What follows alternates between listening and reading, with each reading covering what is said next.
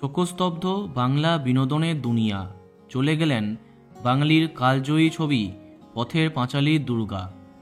আজও পথের পাঁচালী বললেই চোখের সামনে ভেসে ওঠে অপু দুর্গার কাশবনের পাড়ে ট্রেন দেখতে যাওয়া। আজ না ফেরার দেশে পাড়ি দিয়েছেন দুর্গা। প্রয়াত হলেন জনপ্রিয় অভিনেত্রী উমা দাশগুপ্ত।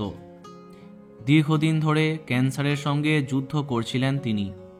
এদিন হঠাৎ থেমে গেল সেই লড়াই। উমা দাশগুপ্তর মৃত্যু সংবাদ নিশ্চিত করেছেন তার প্রতিবেশী তথা অভিনেতা চিরঞ্জিত চক্রবর্তী। তিনি সংবাদ মাধ্যমে জানিয়েছেন, সকালে উমা দাশগুপ্তর মেয়ের সঙ্গে দেখা হয়।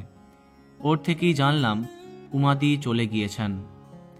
কয়েক বছর আগে ক্যান্সার ধরা পড়ে তার। প্রাথমিকভাবে রোগ ধরার পরে চিকিৎসা আরম্ভ করেন তিনি।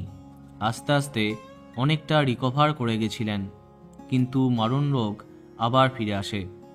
তার চিকিৎসার জন্য একটি বেসরকারি হসপিটালে ভর্তি করা হয় তাকে। এদিন সেখানেই শেষ নিঃশ্বাস ত্যাগ করলেন উমাদেবী। বাঙালির মনে তিনি চিরকাল বেঁচে থাকবেন পথের পাঁচালীর দুর্গা হয়ে। ওনার আত্মার চির শান্তি কামনা করি।